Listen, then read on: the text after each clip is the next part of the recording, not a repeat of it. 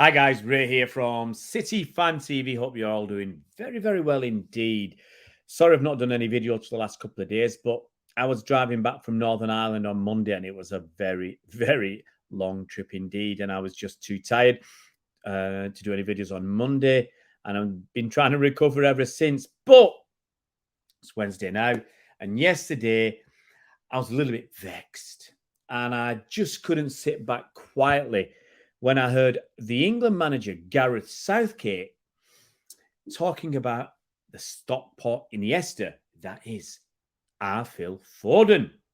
Now, Gareth Southgate had quite a lot to say before the game and about Phil Foden, and a bit to say after the game about that donkey from across the road, Harry Maguire. But I may come on to that later on if I'm in a mood.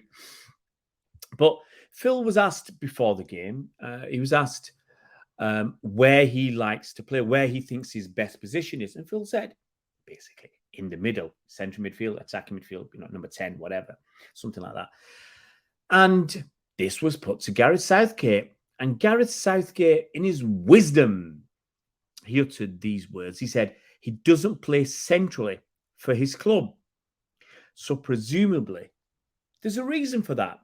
So Gareth Southgate is basically saying because his manager, Pep Guardiola, the best manager in the world, possibly ever, because he's not playing him in an attacking midfield role, number 10, or as one of two attacking midfielders, how on earth can Gareth play him in that role? Which is very strange, okay? Just think about that. So Southgate says because Guardiola isn't playing Foden in that kind of role, he's not playing there for his club, so Southgate can't play him there either. Very interesting. Let's go through some names and numbers and stuff. Okay. Now, Harry Maguire, the aforementioned Harry Maguire, and Calvin Phillips, aren't even playing for their clubs. Okay. They don't even play for their clubs, but yet they're still playing for England. Okay. I mean, I can't remember Calvin Phillips only had a few minutes. Was it 16 minutes all season? Whatever it is, it's not been a lot, or even less, but it's not been a lot of minutes. Okay. But he's playing for England. Okay. And it's not just anti-Man United, anti-Harry Maguire, but Harry Maguire is not playing either for his club. And he's playing for England. Okay. You may say that's different. Okay. These are such good players that they deserve to be playing, and they're playing in their positions that they play for their club. Okay, I might allow that, but here we go. Okay, in the past, Southgate's talked about playing players in form. These players aren't even playing. Okay, he's basically been picking his favourites. So there's already a level of distrust. Anyway, let's look at some other positions. Okay, in the past, you remember that game against France in the World Cup? He played Jordan Henderson as a number 10.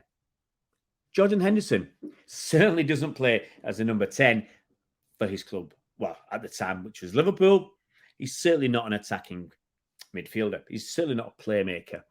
Okay, we've seen that. He's played Kyle Walker as centre-back for England. Well, Kyle Walker doesn't play centre-back for Manchester City. He plays right-back. Or right of a 3. But Southgate's played him there. He played Trent Alexander-Arnold as a midfielder when he'd never played in midfield for Liverpool. He'd always been at right back. Okay, so he's done that in the past. He's got form on this. Okay, and last night against Scotland, he played Kieran Trippier, who's a right back. He played him on the left as a left back. That's a little bit odd. Previous game, he played Maddison on the left. Maddison plays down the middle for Spurs. And even last night, this is a thing. He said Phil Foden doesn't play down the middle for his club, so he can't play down the middle for England. Phil Foden doesn't play on the right for Manchester City. But he played Phil Foden on the right yesterday. In fact, I looked at some stats from Sky. They said Phil Foden played on the left as left wing 50% of his time, I think, for City. But he doesn't play down the middle. He doesn't play much down on the right. In fact, he's played in about 7 different positions. He's played left back a few times. I think he's played as many games as left back or left wing back. I think it's left wing back. I remember him playing there in the Champions League game. He's played left wing back as he's played up down the middle. He's played false 9. He's played 10. He's played left wing, right wing. He's played left back. I think 1 or 2 other places as well. But the reason for that is Phil Foden is so versatile. Anyway, I'll come on to that as well. So Gareth Southgate has spouted all this rubbish about playing players in form, which he's gone against by playing players who don't even play, and saying that because Phil Foden doesn't play down the middle for City, he can't do that for England when he's played players at a position time and time and time again. So it's very frustrating to hear this from Southgate. A failure, basically a failure of a manager. He's got the best players in England, who arguably, we've got some of the best players in the world, especially some of the young players. People looking at our squad are jealous. People like Bellingham, Foden. Okay? Bellingham, all these pundits are going around saying he's best young player in the world, one of the best players in the world right now at 20 years old. A lot of pundits are going around saying Foden is one of the most exciting attacking talents we've got. He's the best at taking a ball on the half turn, okay, for England. So you've got those two. You've got Harry Kane up front playing for Bayern Munich. They're number 9. You've got people like, Rashford's Rashford's a decent player. You've got Grealish on the bench. You've got Saka lighting it up for Arsenal. You've got Walker. Everybody's saying almost everybody's saying Walker's been the best right back in the Premier League history. You've got John Stones when he comes back. He's not bad. You've got Declan Rice, £100 million man. All these players. And I think Southgate's flattering to deceive. He's not delivering at all. And the rubbish he's come out with about Foden, it makes me mad. You probably can't tell. I'm a bit chilled, but inside I'm boiling. My blood is boiling. Now, let's go back and look at this down the centre issue that Southgate has got about Foden.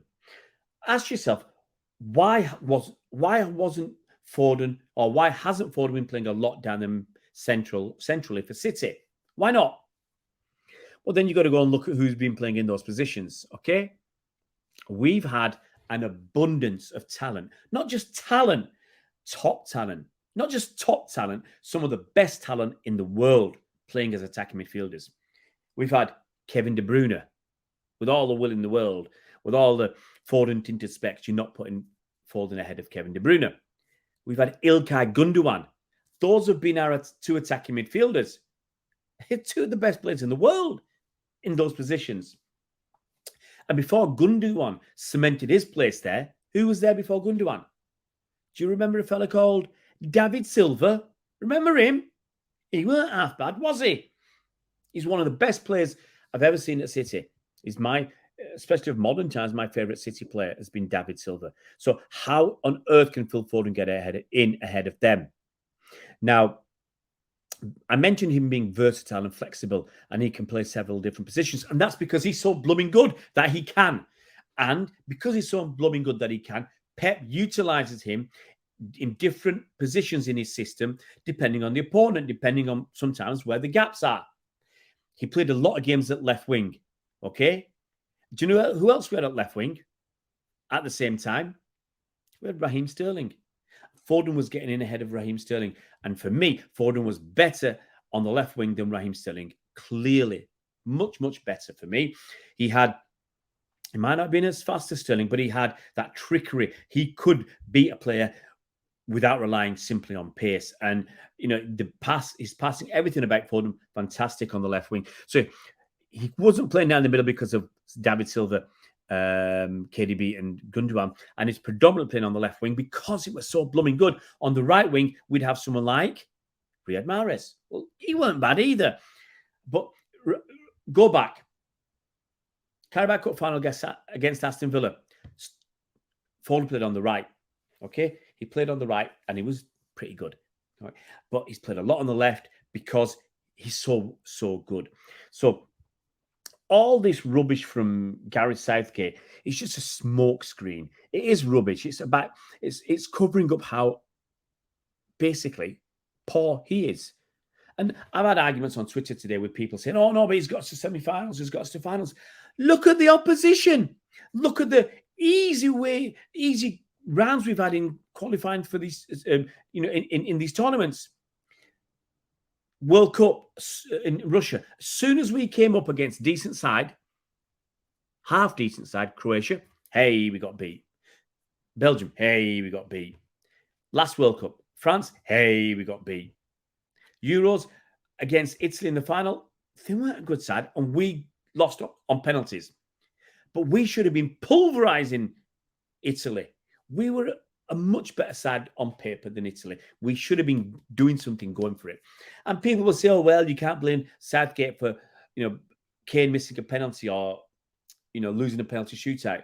But we should never have been in those positions to have to take the risk, that bit of Russian roulette of penalty kicks and stuff like that. We should have been well clear. And look, he's come out and defended Harry Maguire for that own goal, saying fans are basically unkind and it's uncalled for. They're going over the top, having to go at Harry Maguire. Why on earth did you put Harry Maguire in the firing line? You had some young defenders on the bench. Colwell was on the bench for starters. Why didn't you give him a go? Why not? Yeah, see what he's all about in a tough game against Scotland. Even if you're only winning 2-1, well, actually, Harry Maguire. If Harry Maguire hadn't come on, we wouldn't have conceded that goal. You're winning 2-0, and you brought Harry Maguire on. Okay, let's get this right. Why didn't you bring somebody on off the bench who was a young kid who you wanted to see play in a tough game? All right, we're winning 2-0, but it's a tough opponent in Scotland who are going to give it everything, make it hard for you, press you, foul you, do whatever it takes. Why don't you give him that opportunity rather than against an easy, North Macedonia tie, which is, there's not really any, for want of a better word, difficulty. There's not a lot less pressure. Give him that pressurized situation against a team like Scotland and see how these young kids, play. Southgate's brought Maguire on because he's his guy. He's his go-to guy, and he wanted to show everybody that. Sometimes you want to show people that you're right, even though you're doing something wrong, but you want to show people, and then you can say, "Hey, I know what I'm doing. I'm right." And it's come back to bite him in the backside, and he's had to come out and defend Harry Maguire. Why put him in the firing line in the first place? Just let him rest on the bench. Play one of the kids. You want to see what these kids are like under pressure. Anyway, so this fallacy that Phil Foden can't play down the middle. It's a fallacy. It's rubbish. It's Southgate trying to cover himself and he protect his backside, and he can't. Pep said years ago that he sees Foden as playing down the middle. When he settles down, Foden will play down the middle. We saw that game against Newcastle. He was incredible, absolutely incredible. And then Pep goes and doesn't play him down the middle of the next game, but because of that flexibility in Foden. And Pep wanted to do, played Alvarez alongside Haaland the next game against, I can't remember now, all these games at Fulham. That was it. So anyway, so Foden is just too good. He's too good to be mismanaged by someone like Southgate. The team, as quite a few people have come out and said, should be built around players like Bellingham and Foden. Bellingham is 20. Foden's, I think, 23. We should be looking at these kids for the next 10 years as stalwarts for England, and the team should be built around them. Put them in their best positions, and then fiddle with everything around that. If you want a good left winger, go and put Jack Grealish out there or Rashford. On the right, you've got Saka. Down the middle, you've got Kane. What's wrong with Foden playing behind Kane? It's what it should be. So, no, as I just said before about people, and I'm going to say this about Gareth Southgate. Gareth Southgate, he can do one. He can absolutely do one. Take a hike, Gareth Southgate. Phil Foden is brilliant. He can play as number 10. He should be playing as a number 10 for England. He should be the first or second name on that team sheet every single time England play. Guys, if you are new to the channel, it would be fantastic if you could subscribe. If you can hit that bell icon, you'll be notified as soon as new videos come out. We'll see you around Blues.